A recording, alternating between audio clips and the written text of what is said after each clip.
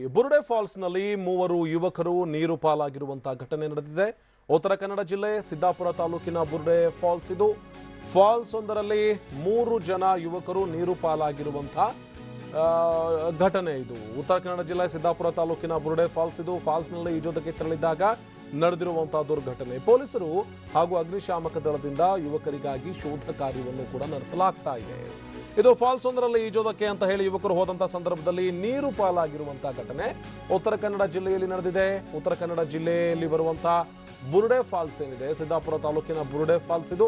ಆ ಫಾಲ್ಸ್ ನಲ್ಲಿ ಈಜೋದಕ್ಕೆ ಅಂತ ಹೇಳಿ 3 ಯುವಕರು ತೆರಳಿದಂತಹ ಯುವಕರು ನೀರು ಪಾಲಾಗಿದ್ದಾರೆ ಅನ್ನುವಂತಹ ವಿಚಾರ ಗೊತ್ತಾಗ್ತಾ ಇದೆ.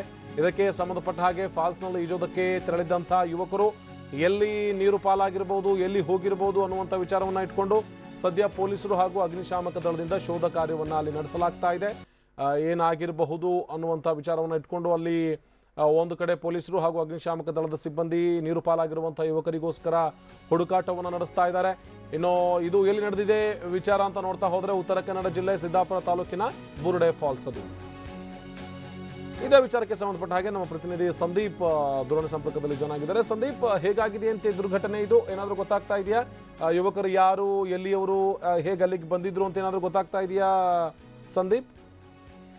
ಹೌದು ಆನಂದ್, ಏನು ಈಜಲು ತೆರಳಿದಂತಹ 3 ಯುವಕರು ನೀರು ಪಾಲಾಗಿರುವಂತಹ ಘಟನೆ ಏನಿದು ಬುರುಡೆ ಫಾಲ್ಸ್ ನಲ್ಲಿ ನಡೆದಿದೆ. ಏನು ಉತ್ತರ ಕನ್ನಡ ಜಿಲ್ಲೆ ಸಿದ್ದಾಪುರ ತಾಲೂಕಿನಲ್ಲಿರುವಂತಹ ಫಾಲ್ಸ್ ಇದು. ಇವತ್ತು ಇವರು 3 ಜನ ಈಗ ಸದ್ಯದ ಮಾಹಿತಿ ಪ್ರಕಾರ ಸಿದ್ದಾಪುರ ತಾಲೂಕಿನ ಒಂದು ಕಾಲೇಜಿನ ವಿದ್ಯಾರ್ಥಿಗಳು ಅಂತ ತಿಳಿಸಲಾಗಿದೆ. ಮತ್ತೆ ಆಯುರ್ವೇದಿಕ್ ಕಾಲೇಜಿನಲ್ಲಿ 2 ವಿದ್ಯಾರ್ಥಿಗಳು ಮತ್ತೆ ಒಂದು ಖಾಸಗಿ ಕಾಲೇಜಿನ ವಿದ್ಯಾರ್ಥಿ ಓರ್ವ ಅಂತ ಸಹ ತಿಳಿದು ಬಂದಿದೆ. ಇವರು ಇವತ್ತು ರಜೆ ಇತ್ತು. ಈ ಹಿನ್ನೆಲೆಯಲ್ಲಿ ಫಾಲ್ಸ್ಗೆ ಈಜಲಂತ ತೆರಳಿದ್ರು. ಈ ಸಂದರ್ಭದಲ್ಲಿ ನೀರಿನಲ್ಲಿ ಮುಳುಗಿದ್ದಾರೆ ಅನ್ನೋ ಮಾಹಿತಿ ಬಂದಿದ್ದು. ಸದ್ಯ ಈಗ ಪೊಲೀಸ್ ಸ್ಥಳಕ್ಕೆ ಭೇಟಿ ನೀಡಿದ್ದಾರೆ. ಮತ್ತೆ ನೀರು ಪಾಲಾದವರ ದೇಹಕ್ಕಾಗಿ ಶೋಧ ಕಾರ್ಯವನ್ನು ಸಹ ಮಾಡ್ತಾ ಇದ್ದಾರೆ. ಮತ್ತೆ ಅಗ್ನಿಶಾಮಕ ದಳದ ಸಿಬ್ಬಂದಿಗಳು ಸಹ ಸ್ಥಳಕ್ಕೆ ಭೇಟಿ ನೀಡಿ ಅವರ ಶೋಧ ಕಾರ್ಯನ್ನ ಸಹ ಮಾಡ್ತಾ ಇದ್ದಾರೆ. ಇದರಲ್ಲಿ 2 ಶಿರ್ಸಿ ಮೂಲದವರು ಮತ್ತೆ ಓರ್ವ ಸಿದ್ದಾಪುರ ಮೂಲದವರು ಅಂತ ತಿಳಿದು ಬಂದಿದೆ. ಆದ್ರೆ ಅವರ ಹೆಸರುಗಳು ಮಾತ್ರ ಇದುವರೆಗೂ ತಿಳಿದು ಬಂದಿಲ್ಲ. ಆನಂದ್, ಧನ್ಯವಾದ ಸಂದೀಪ್ ಮಾಹಿತಿಗಾಗಿ.